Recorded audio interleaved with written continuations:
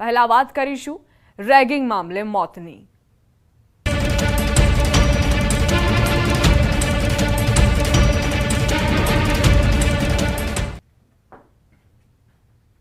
પાટણમાં રેગિંગ અને મોત મામલે આખરે ફરિયાદ નોંધાઈ। રેગિંગ મામલે 15 વિદ્યાર્થીઓ સામે પોલીસ ફરિયાદ। 15 સિનિયર વિદ્યાર્થીઓને સસ્પેન્ડ કરાયા। મેડિકલ કોલેજના ડીને પોલીસ ફરિયાદ નોંધાવી। બાલીસાણા પોલીસ મથકે ફરિયાદ નોંધાવાઈ। જુનિયર વિદ્યાર્થીઓ સાથે રેગિંગ થયું તેવું ફરિયાદમાં ઉલ્લેખ। જુનિયર વિદ્યાર્થીઓ જોડે ડાન્સ કરાવી, ગીતો ગવડાવી, ગાળો બોલી સતત 3 કલાક શારીરિક તેમજ માનસિક રીતે ટોર્ચર કરવામાં આવતું હતું। 23 જેટલા વિદ્યાર્થીઓની પૂછપરછ કરાઈ। ધારપુર મેડિકલ હોસ્પિટલમાં વિદ્યાર્થીનું મોત થયું હતું। એબીવીપી સંગઠનના કાર્યકરોએ ધારપુર હોસ્પિટલ ખાતે ન્યાયની માંગ સાથે સૂત્રોચ્ચાર કર્યા। પોલીસ અને એબીવીપીના વિદ્યાર્થીઓ સાથે ઝપાઝપી પણ થઈ। પોલીસ દ્વારા 8 જેટલા એબીવીપીના કાર્યકર્તાઓને ડિટેન કરવામાં આવ્યા હતા। એક વિદ્યાર્થી જેને સતત 3 કલાક ઊભો રાખવામાં આવ્યો, ત્યારબાદ તે ઢળી પડ્યો હતો। વાલીઓને જાણ કરવામાં આવી કે વિદ્યાર્થી બેહોશ થઈ ચૂક્યો છે, બેસુધ થઈ ચૂક્યો છે, પરંતુ જ્યારે તેઓ પહોંચ્યા તો એ વિદ્યાર્થી મૃત હાલતમાં મળ્યો હતો। રેગિંગ મામલે ફરિયાદ નોંધવામાં આવી છે। મેડિકલ કોલેજના ડીને ફરિયાદ નોંધાવી છે। બીજી તરફ એબીવીપીના કાર્યકર્તાઓનો વિરોધ।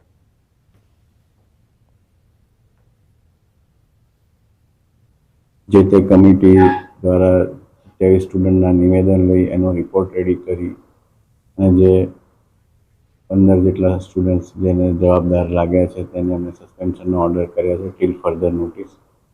આગળની કાર્યવાહી જે છે પીએમ રિપોર્ટ અને પોલીસના જે કાર્યવાહી છે એના આધારે કરવામાં આવશે। તો પોલીસે ફરિયાદ નોંધી લીધી છે અને તપાસ પણ શરૂ કરી છે। જુનિયર વિદ્યાર્થીઓને 3 કલાક શારીરિક તેમજ માનસિક રીતે હેરાન પરેશાન કરવામાં આવ્યા। એટલા હદ સુધી એક વિદ્યાર્થી પરેશાન થયો કે તે મોતને ભેટ્યો। આવી રેગિંગ આખરે કેમ ચાલી રહી છે, આવી પ્રેક્ટિસ આખરે કેમ ચાલી રહી છે કોલેજોમાં, તે એક મોટો સવાલ છે। આખરે સંચાલકો શું કરી રહ્યા છે?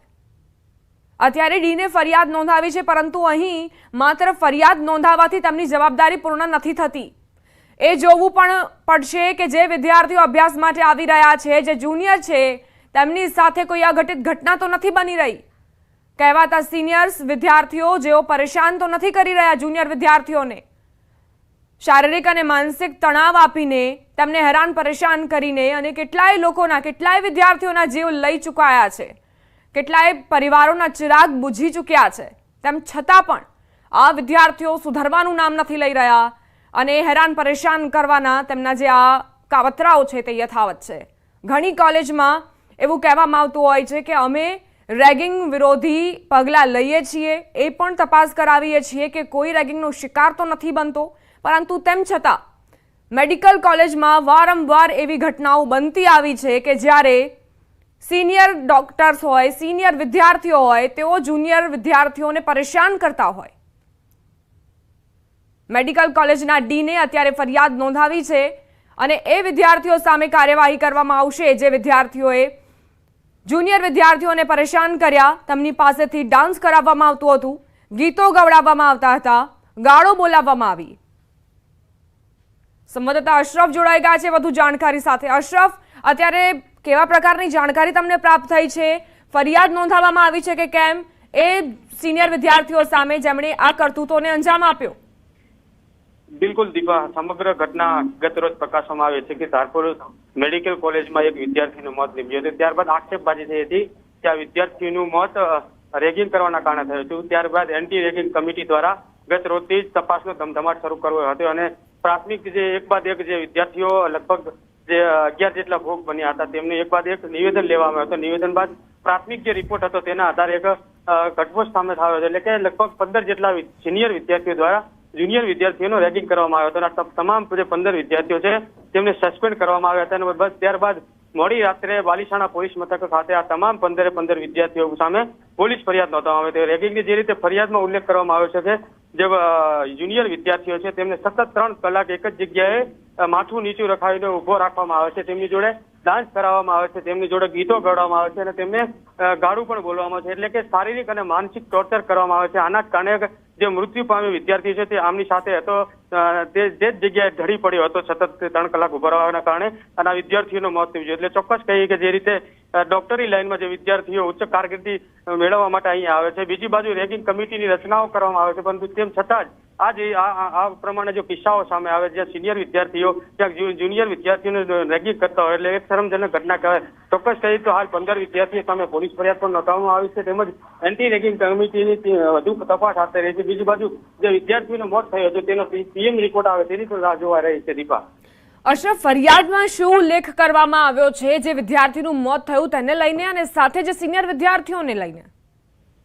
બિલકુલ દીપા, ફરિયાદમાં સ્પષ્ટ ઉલ્લેખ કરવામાં આવે છે કે એક જ જગ્યાએ 3 કલાકથી વધુ સમય આ જે જુનિયર વિદ્યાર્થીઓ હતા તેમને સિનિયર વિદ્યાર્થીઓ દ્વારા ઉભો રાખવામાં આવે છે અને તમામ વિદ્યાર્થીઓને રેગિંગ કરવામાં આવે છે. રેગિંગમાં તેમનું ઇન્ટ્રોડક્શનના નામે ક્યાંક તેમની સાથે ગીતો ગવડાવવામાં આવે છે, તેમને ડાન્સ કરાવવામાં આવે છે, તેમને ભૂંડી ગારો બોલવામાં આવે છે, એટલે કે આર્થિક અને માનસિક ટોર્ચર આવવામાં આવે છે. એટલે કે સતત 3 કલાક વિદ્યાર્થીઓને માનસિક ટોર્ચર આવવાના કારણે જ જે વિદ્યાર્થીઓ મૃત્યુ પામ્યો હતો તે જ જગ્યાએ ચક્કર આવીને ઢળી પડે છે અને તેના કારણે જ ક્યાંક મોત થયું હોય તેવી હાલ માહિતી મળી રહી છે. પરંતુ જે રીતે સમગ્ર ઘટનાક્રમ બન્યો હતો તેના કારણે જે 15 સિનિયર વિદ્યાર્થીઓ હતા તેની સામે એડિશનલ ડીન છે જે મેડિકલ કોલેજના તેમના દ્વારા વાલીસાણા પોલીસ મથકે પોલીસ ફરિયાદ નોંધાવી છે, તેમજ 15 વિદ્યાર્થીઓને હાલ સસ્પેન્ડ કરવામાં આવે છે. એટલે ચોક્કસ કહીએ કે હજુ જે 15 વિદ્યાર્થીઓ સામે પોલીસ ફરિયાદ નોંધાઈ છે તે વિદ્યાર્થીઓ ક્યાં છે તે વિગતો સામે મળી નથી, કારણ કે હજુ તે વિદ્યાર્થીઓ પોલીસ પકડમાં તો આવ્યા નથી ને તો હોસ્ટેલમાં પણ હજુ દેખાઈ રહ્યા છે. એટલે મહત્વની વાત છે કે હવે 15 વિદ્યાર્થીઓને પકડે ત્યારબાદ સમગ્ર ઘટનામાં જે વધુ કંઈક અપડેટ આવી શકે છે. બીજી બાજુ જે વિદ્યાર્થીઓની ચેટ જે વાયરલ થઈ હતી જે સમયે જુનિયર વિદ્યાર્થીઓને એકઠા કરવામાં આવે છે સિનિયર વિદ્યાર્થીઓ દ્વારા એક મેસેજ કરીને, એટલે કે જે મેસેજ કરવામાં આવે છે તેમાં લગભગ જે વિસ્તારવાજી એટલે કે ઝોનવાઇઝ જે અલગ અલગ જિલ્લાઓના વિદ્યાર્થીઓ હોય છે તેમને એક બાદ એકને બોલાવવામાં આવે છે. એટલે કે મહત્વની વાત દીપા એ પણ છે કે જે ચેટિંગ સામે આવ્યું છે તેમાં અન્ય કેટલા વિદ્યાર્થીઓ સાથે રેગિંગની ઘટના ઘટી છે, અન્ય બીજા કયા સિનિયર જે વિદ્યાર્થીઓ છે જે જુનિયર વિદ્યાર્થીઓને આ રીતે માનસિક અને શારીરિક ટોર્ચર આપે છે તે પણ એક તપાસનો વિષય છે. દીપા, આભાર અશરફ જાણકારી આપવા માટે.